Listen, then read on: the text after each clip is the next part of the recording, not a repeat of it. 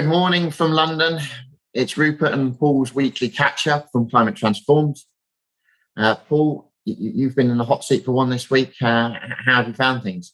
Mate, all is well, apart from the fact it's been I have to make this comment, mate. It's a shitty week to have liberal values in the United States. The United States Supreme Court in 10 days has basically allowed people to carry guns in the open in New York City, has banned a woman's right to choose federally.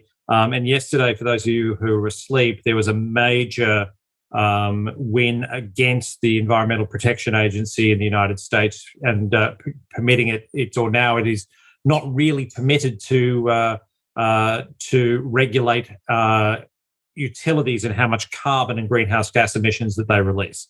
So effectively, this is a massive win for the coal industry. It rips the rug out under the authority of the Environmental Protection Agency, something which I was joking with someone last night. Anyone who hears the word Richard Nixon probably thinks fairly right-wing American politician who obviously was impeached with Watergate. He would literally be viewed as a pinko communist in this current Republican Party. He was the guy who set up the EPA.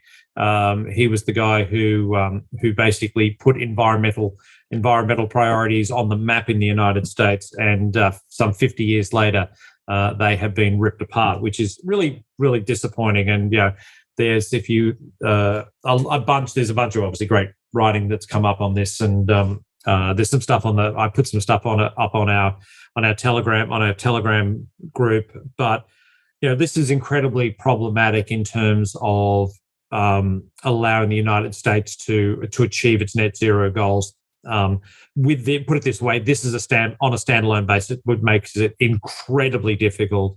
It's a green light for coal to be revamped in the United States, basically unabated, and it's really concerning. So, Rupert, rant over. Valid rant.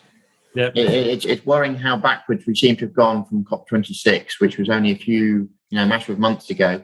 There seemed to be at the time sort of a groundswell of positive energy and enthusiasm and optimism, but that's quickly pulled away with first Russia and then Europe's reaction, and now the US. But we are turning into a golden age for coal, which, pardon my language, is so fucked up on so many levels. And I apologize for the language, everybody, but this stuff doesn't make me mad because there's just no need. Whilst I think we need to be very conscious of the communities, coal communities and the like, and make sure that they are not left behind in all of this, this is not a step. This is not the status quo. This is not slowing development. This is a massive backward step that will basically encourage coal producers in states like West Virginia and South Dakota and these sort of states to just ramp up coal production again, which is really, really concerning. So, on a more optimistic note, Rupert, Jan Lozek, who is the founder and managing partner of Future Energy Ventures, joined me yesterday for a conversation about the use of software in a global infrastructure rollout towards a cleaner energy future. Future Energy Ventures is a spin-off out of Aon, the big European energy conglomerate. And Jan was talking about the use of software, and he calls it AI. We had a whole debate about AI versus machine learning and where we are with all of that.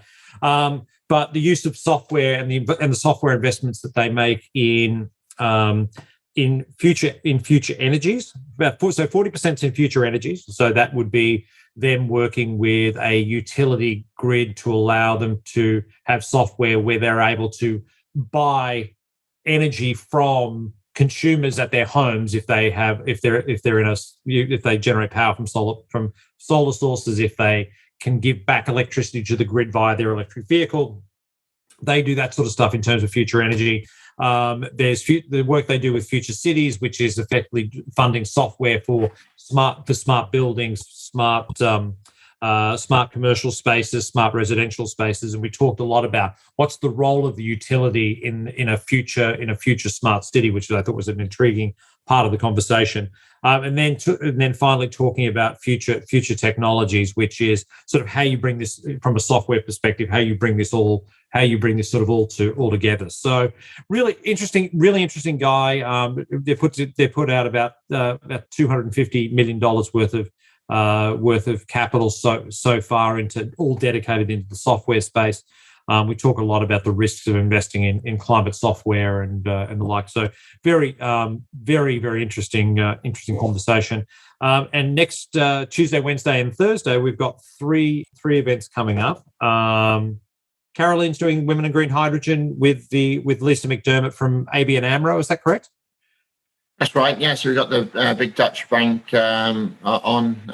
Women in Green Hydrogen's been a really engaging collaboration we've had there. And Caroline and Lisa are going to be talking about how bankable green hydrogen projects are. Then Wednesday, it's I think Cameron's a fellow Aussie, so it'll be you and two Aussies speaking about lithium on Wednesday. Do you want to perhaps speak a bit about our recent tie-up with Benchmark? Yeah, so Benchmark Mineral Intelligence is one of the preeminent sort of battery supply chain research firms. London, I think they're headquartered in London.